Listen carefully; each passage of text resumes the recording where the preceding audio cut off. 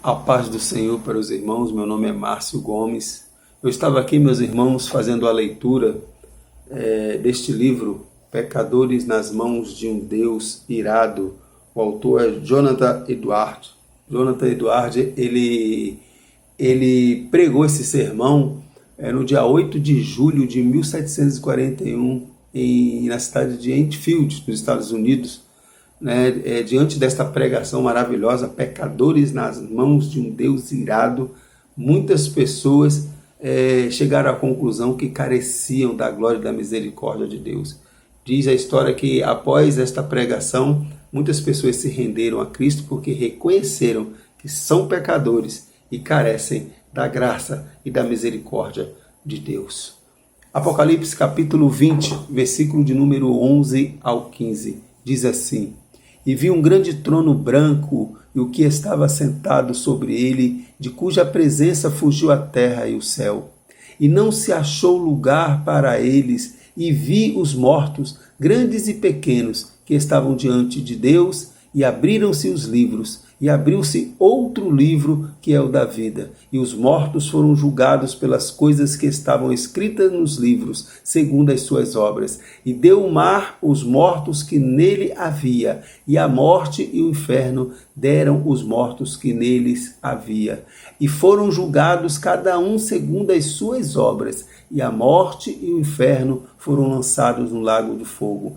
Esta é a segunda morte. E aquele que não foi achado escrito no livro da vida foi lançado no lago de fogo. Que Deus tenha misericórdia de nossas vidas, meus irmãos. Que nós não possamos ser um desses que, como diz aqui no último versículo, e aquele que não foi achado no livro, que nosso nome possa verdadeiramente estar achado no livro da vida. Que o Senhor possa contemplar as nossas obras, de tudo aquilo que fizemos, unicamente para glorificar e exaltar o seu nome. Que a nossa vida, a partir do momento que nós aceitamos a Jesus como Senhor e Salvador, nós procuramos nos aproximar cada vez mais de Deus, fazendo boas obras, glorificando o nome do Senhor em tudo que venhamos a fazer.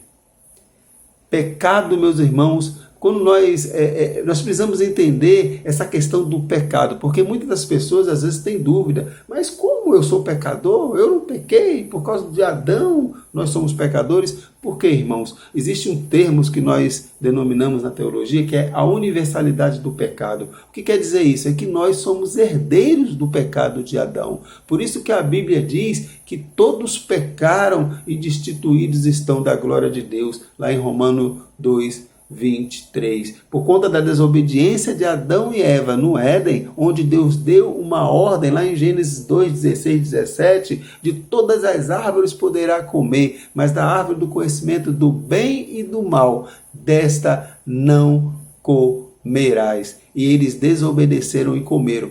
E diz o texto que teve uma punição para eles: certamente morrerás. O que significa esse morrerás? Significa tanto o morrer físico, porque a partir daí, porque Adão e Eva foram criados por Deus para viverem eternamente. Eles não eram eternos, eles foram criados por Deus para viverem eternamente, mas diante da desobediência, e Deus alertou: certamente morrerás. Então eles passaram a morrer, não só fisicamente, mas também esse morrerás significa separado de Deus. Eles passaram a viver separado de Deus, distante do nosso Senhor, do nosso Criador. Lá em Romanos 5:12, o texto ele esclarece bem como que funciona essa questão do pecado original. Romanos 5:12 diz: portanto, como por um só homem entrou o pecado no mundo,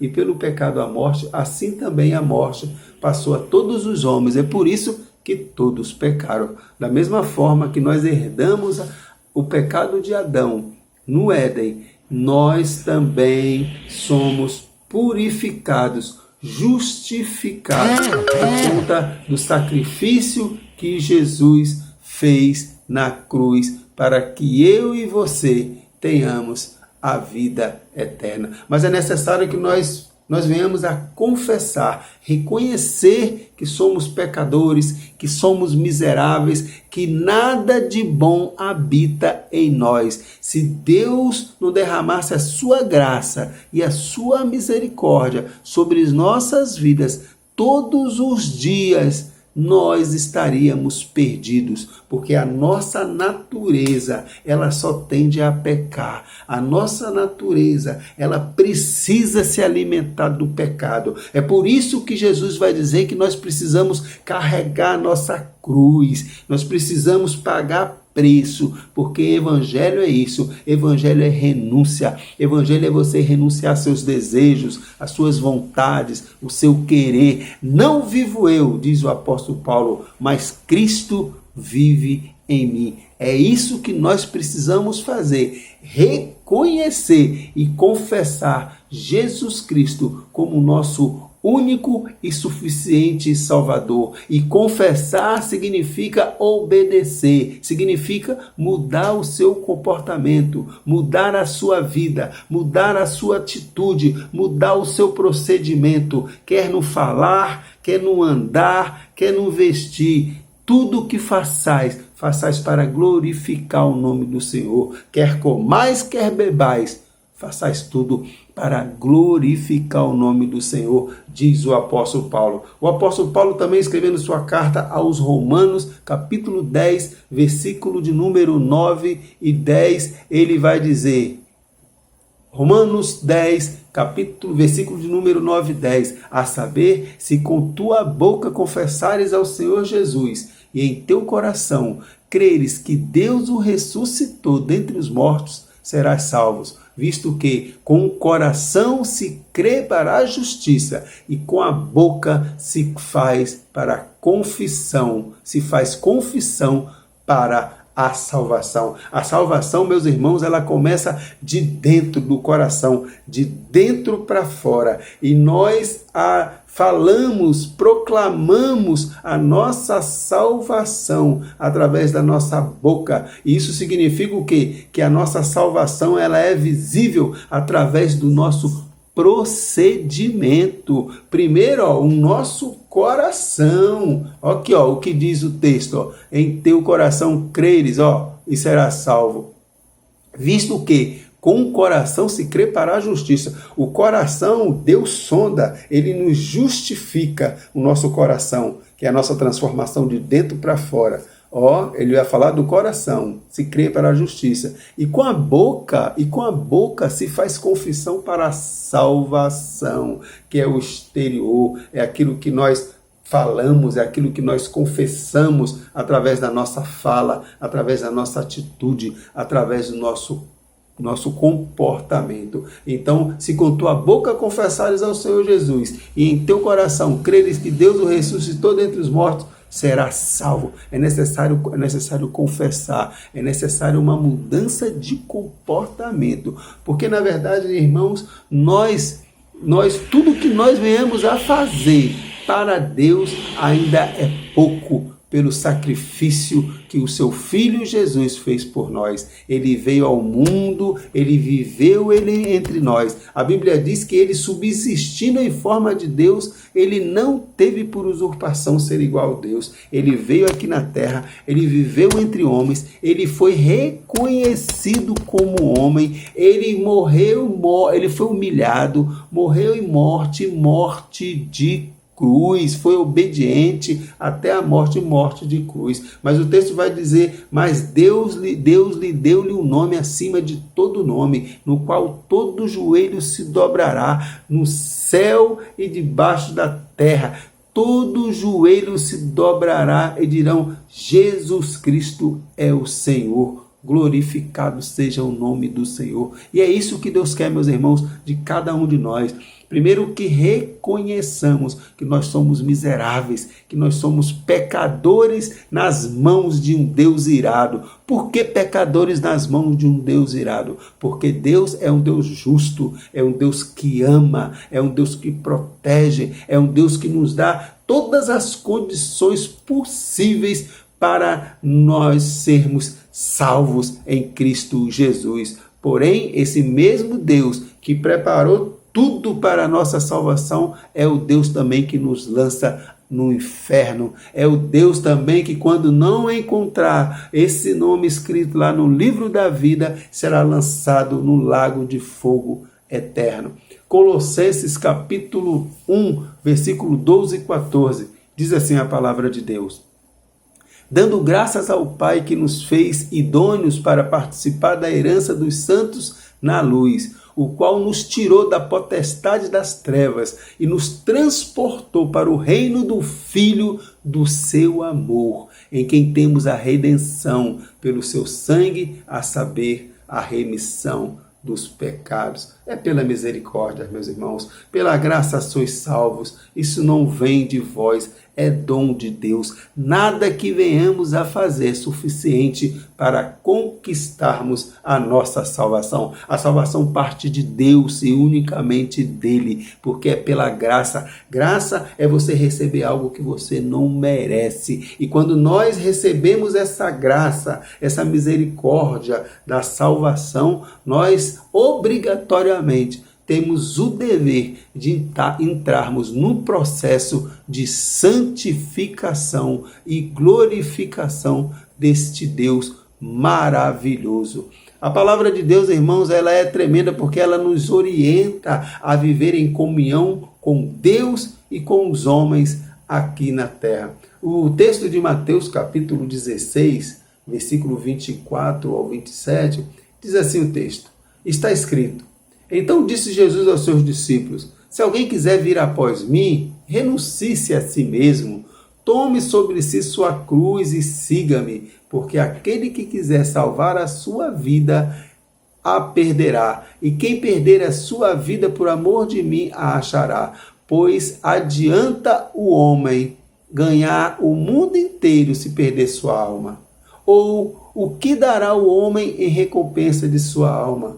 Porque o Filho do Homem virá da glória de seu Pai com seus anjos, e então dará a cada um segundo as suas obras. Então é renúncia. Se alguém quiser vir após mim, renuncie-se a si mesmo. Meus irmãos, ser cristão, aceitar Jesus como Senhor e Salvador de nossas vidas, é isso aí. Reconhecer que é pecador e renunciar todos os dias essa natureza pecaminosa. Nós precisamos mortificar o velho homem todos os dias. É por isso que Jesus nos orienta através da sua palavra: vigiai e orai, porque o inimigo anda ao derredor. O primeiro inimigo, o inimigo mais poderoso que nós temos, meus irmãos, é a nossa natureza pecaminosa. E é essa natureza que pode nos lançar no lago de fogo do inferno eternamente. Mas graças a Deus, eu louvo a Deus por isso, porque a palavra de Deus diz lá na Epístola de João, capítulo 1, versículo 9, que se confessarmos os nossos pecados, Ele é fiel e justo para nos perdoar, para perdoar os nossos pecados e nos purificar de toda injustiça. Na Epístola de João, João também vai dizer: filhinhos, eu vos escrevi essas coisas para que não pequeis. Mas se acaso pecares, nós temos um advogado, Jesus Cristo, o justo. Ele é a propiciação, não só pelos nossos pecados, mas pelos pecados de toda a humanidade. Jesus morreu por mim e por você. Quando nós aceitamos a Jesus, nós entramos nesse processo de santificação e glorificação do nosso Pai Celestial. Pai amoroso, Pai misericordioso, que nos resgatou do lamaçal do pecado e nos trouxe para a luz em Cristo Jesus. Que Deus te abençoe, que Deus tenha misericórdia da minha vida e da sua vida, e que possamos, meus irmãos, reconhecer todos os dias que somos pecadores, que carecemos da graça e da misericórdia de Deus. Porque se nós estamos vivos, se nós estamos tendo a oportunidade de glorificar o nome do Senhor, é porque Deus tem permitido isso a cada um de nós. Por isso que nós temos que todos os dias agradecer a Deus. Senhor, tende misericórdia da minha vida. Eu sou pecador miserável, mas eu careço da sua graça, do seu perdão, do seu amor, da sua direção, para que eu possa continuar trilhando o caminho da cruz, caminho de renúncia, caminho de mortificação do velho homem, caminho de glorificação do nosso Senhor e Salvador Jesus Cristo em tudo que venhamos a fazer. Que a paz do nosso Senhor Jesus Cristo, o amor de Deus e as doces consolações do Espírito Santo, meus irmãos, estejam conosco todos os dias nas nossas vidas, em nome de Jesus. Que Deus nos abençoe.